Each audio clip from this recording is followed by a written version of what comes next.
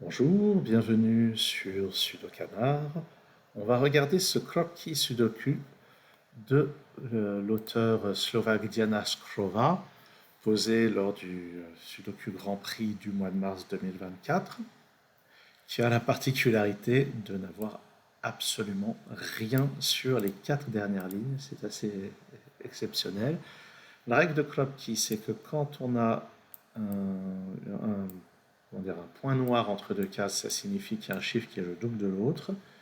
Quand il y a un point blanc, ça signifie que les chiffres sont consécutifs. Et très important, quand il n'y a pas de point, c'est qu'aucune des deux règles ne s'applique. Et c'est comme ça qu'on va pouvoir résoudre tout le bas de la grille. Donc la construction est quand même assez incroyable.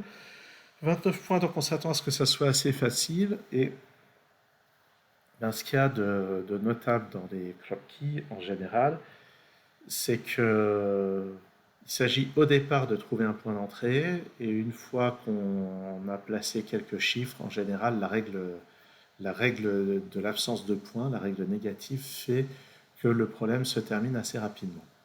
Alors quand j'ai tenté ce problème pendant l'épreuve, au bout de 2 minutes, j'avais toujours pas trouvé pardon, de point d'entrée vraiment exploitable, ce qui fait que j'ai abandonné à ce moment-là. C'était un petit peu triste, mais j'ai préféré passer à autre chose. Et passons à la résolution. Alors déjà, quand vous avez 3 points noirs d'affilée, c'est forcément que les chiffres sont parmi 1, 2, 3, 4. En gros, ça peut être que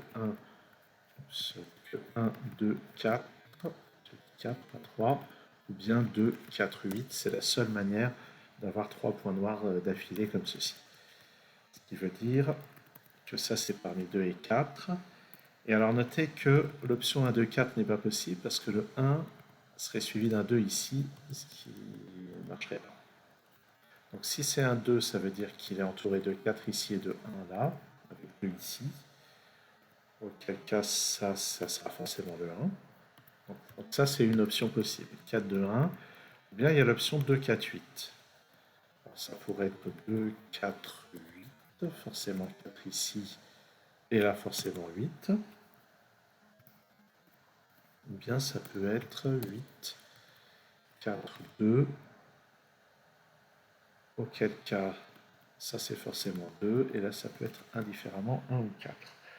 Donc on voit qu'il y a quand même pas mal d'options. Mais là, je vais noter, c'est 2, 4 ou 8. Ça, c'est 2 ou 4. Ça, c'est 1, 2 ou 8. Ça, c'est aussi 1, 2 ou 8. Et ça, c'est 1, 2 ou 4. Probablement que je fais un peu trop de zèle en notant tous ces candidats. En tout cas, voilà ce que ça m'inspire. Maintenant, ici, ça ne peut plus être des chiffres parmi 1, 2, 4 et 8, puisqu'on en a déjà utilisé 3 sur les 4, donc c'est forcément 3 et 6. Et ici, ça ne peut pas être 3 et 6, donc c'est forcément parmi 1, 2, 4 et 8. Et de la même manière, ça ne peut pas être le 1 ici, parce que ça forcerait à avoir 2 des deux côtés. Donc ça, c'est pas le 1. Ici, on en a 3 d'affilée, donc c'est aussi parmi les puissances de 2. De la même manière, ça ne peut pas être le 1. Donc ça, c'est parmi 2, 4, 8. Ça, c'est parmi 2 et 4. Et là, je vais bourriner, c'est parmi 1, 2, 4, 8. Je vais envisager toutes les options. 1, 2, 4, 2, 4, 8. 4, 2, 1, ça marche pas. Donc ça peut jamais être le 4. 8, 4, 2, ça marche. Non. Alors, qu'est-ce qu'on va voir à partir de là? Là, j'en remarque que ça, c'est un chiffre impair. Ça, c'est impair, ça, c'est pair. Et ça, c'est intéressant, le fait que ceci soit pair. Parce que, imaginons qu'ici, j'ai 1 et 4. Donc ça, à cause de l'absence de points, ça ne peut être ni 2, ni 8, ni 4, c'est forcément 6. Si je mets 1, 2, 4, ça peut être ni 2, ni 8, ni 4, donc c'est forcément 6. Et je sais déjà plus ce que j'ai essayé. Donc si je mets 2, 4, 8, il ne reste plus que le 6. Si je mets 1, 2, 4, ça peut pas être 8, donc ça peut être que 6. Si je mets 8, 4, 2, ça peut être que 6. Dans tous les cas, ça c'est le 6. Ah, ça je crois. Ça c'est pas mal. Donc ça va être 5 ou 7. Et ça peut plus être le 2. Donc c'est 4 ou 8. Donc on va avoir 4, 2, 1 ou 8, 4, 2. Ça peut pas être le 8. Ça, c'est parmi 3, 5 et 7. Et ça, c'est de nouveau un chiffre pair. Donc, je vais noter un chiffre pair ici. Probablement que je me complique trop la vie, hein, qu'il y a quelque chose d'un petit peu plus élégant à faire. Et là, je suis pas sûr de pouvoir exclure quelque chose.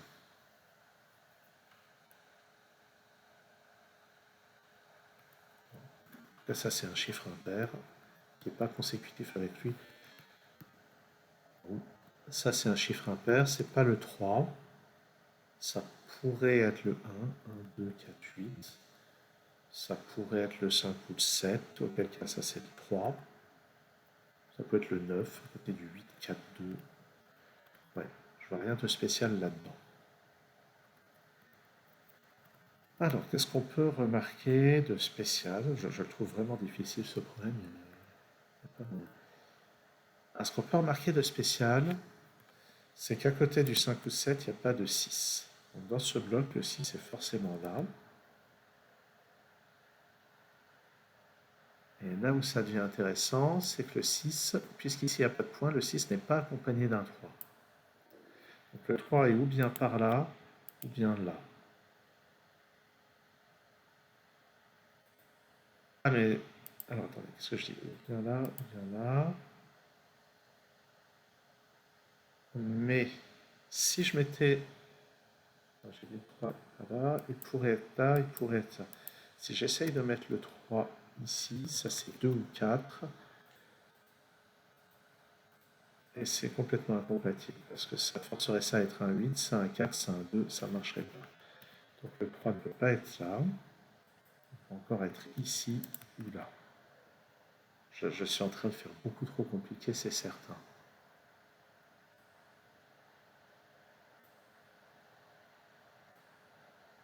Non. Ici, qu'est-ce que ça peut être? Ça peut pas être 1 et 2. Ça pourrait être 4 et 8 avec 1 et 2 ici. Ça pourrait être 3 et 6.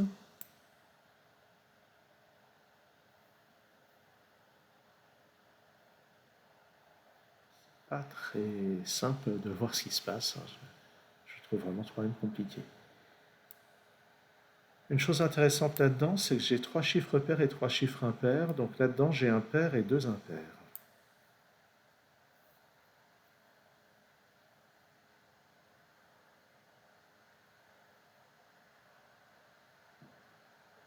Si ici je mets 2 et 4, ça c'est un 8, et je vais donc avoir forcément le 6 là-dedans. Mais si c'est 1 et 2, ça peut encore être... Ah, mais au fait, il y a un 2 là-dedans. Et là-dedans, il y a un 4. Ah, là, c'est ça que je rate. Donc ça peut pas être 4. Ça, c'est forcément 4 par contre. Ça peut pas être 1. Ça peut pas être 2. Ça peut pas être 1. Alors, voilà des choses un peu plus intéressantes quand même. Ok, donc tout ça, ici, là, c'est des chiffres impairs. Et ça aussi, c'est des chiffres impairs. Donc ça peut pas être 5 et 7, ni 3. Ça ne peut être que 1 ou 9. Ça, c'est vraiment intéressant. Voilà, c'est ça que j'avais raté. Donc ça va être 2 ou 8. Et maintenant, j'ai 2, 4 et 8 dans ces cases. Donc ça, c'est 1, ça, c'est 2, ça, c'est 4. Ça, c'est pas le 7. Ça, c'est le 5. Ça, c'est le 3. Donc ça, c'est ni 6 ni 8. Ça, c'est forcément 2. Je n'ai pas de 2 là-dedans. Ça, c'est ni 4 ni 1, c'est 8. Donc ça, c'est 4. Ça peut pas être 3, c'est 5. À chaque fois que je dis ça peut pas être quelque chose, c'est sinon il y aurait un point entre les deux. Si je mettais 3 ici, il y aurait un point blanc entre les deux. Si ici j'avais mis 1 ou 4, il y aurait un point noir entre les deux, et ainsi de suite. Donc de la même manière, là il n'y a pas de point blanc, donc ça peut pas être le 2, c'est le 8, ça c'est le 9. Et là-dedans, le 3 ne peut être nulle part. Ça c'est 6, 7 et 9. Et on va regarder. Le 6 ne peut pas être à côté du 5. Et tous les autres ont l'air possibles. Ça c'est 7 ou 9. Ça, maintenant, c'est forcément 3 et 6, forcément, dans cet ordre-là. Ça peut plus être le 5, donc c'est le 7. Donc ça, c'est 9 et ça, c'est 1. Ça, c'est consécutif avec le 3, donc c'est 2 ou 4. Ça, c'est un chiffre impair qui n'est pas le 1, qui n'est pas le 3. Donc ça peut pas être 2, c'est 4, ça c'est 5, ça c'est 6, ça c'est 3. D'un seul coup, oui, on fait plein de progrès. Ce 4 me donne ce 1, donc ça c'est des 2, ça c'est un 8. Ça c'est pas 9, donc c'est 7. Le 1 sur cette ligne ne peut aller que là. Ça c'est 5 et 9. À côté du 5, je vois que le 6 et le 4 ne sont pas disponibles, donc c'est forcément le 9. Ça c'est 8. Sur la ligne, il me manque 3 et 7, mais le 7 peut pas être à côté du 8, donc c'est 3 et ça c'est 7. Ici, puisque ça peut pas être 2 ou 9, c'est 8. Le 9 peut pas être à côté du 8, donc c'est 2, ça c'est 9. Ici, j'ai 1, 3 et 5. Aucun de 5 et 3 peut être à côté du 4. Il y a déjà un 3 dans cette colonne et un 5 dans celle-ci. Là, j'ai besoin de 4, 6 et 7. Le 6 et le 7 ne peuvent pas être côte à côte. Donc le 4 est au milieu. Ça peut pas être 6, donc c'est 7, 6. Ça, c'est 7. Ça, c'est 9, ça, c'est 6. Sur cette ligne, il me manque 2, 4 et 6. Ça ne peut plus être que 4. Le 2 n'est pas à côté du 4. Ça, c'est 2, ça colle. Ça, c'est forcément 1. Ça, c'est 5 ou 7. Ça, c'est 5 ou 7 aussi, mais c'est forcément 5. En haut, il me faut 3, 8 et 9. Ça ne peut plus être que 3. Et il reste une ambiguïté pour 8 et 9. Vraiment, avec la règle négative, ça se remplit très vite. Il nous reste un peu de travail. Ça, c'est parmi 1, 7, 9. Ça, c'est parmi 3, 5 et 8. Ça, c'est parmi 2, 4 et 6. Mais 4 et 6 sont tous les deux interdits à côté du 5. Le 4 ne peut pas être à côté du 2. Ça, c'est pas un 1. Ça, c'est pas un 7. Puisque ça, c'est 7 ou 9, ça peut jamais être 8. Et on va continuer. Là-dedans, il manque 1, 4 et 6. 1 et 4 sont interdits à côté du 2. Donc ça, c'est 6. Donc ça va être 4 et 1 comme ça. Ici, il me faut 3, 7 et 9. 3 et 7 sont interdits à côté du 6. 3 est interdit à côté du 4. Et voilà. Ici, c'est 2, 5, 8. Le 2 n'est pas là. Le 8 ne peut pas être à côté du 9. Le 2 ne peut pas être à côté du 3. Et voilà. Donc, ça, au passage, ça me donne ce 3, ce 5 et ce 8. Ça, c'est pas 1. Ça, c'est 1. C'est pas 9. Ici, il me reste 1, 4 et 8. Donc ça, c'est 8. Ça, c'est 1, ça, c'est 4. Dans cette colonne, il me manque 3 et 7. Ici, il me manque 5 et 8. Qu'est-ce que je raconte? Il me manque 5 et 9. Et ça, c'est 2 et 6. Et ça termine la résolution. Donc, j'ai pris un temps complètement fou au début. Mais j'ai raté quelque chose qui n'était pas si compliqué que ça. Merci d'avoir suivi cette vidéo. Un séjour sur Sudoku Qatar.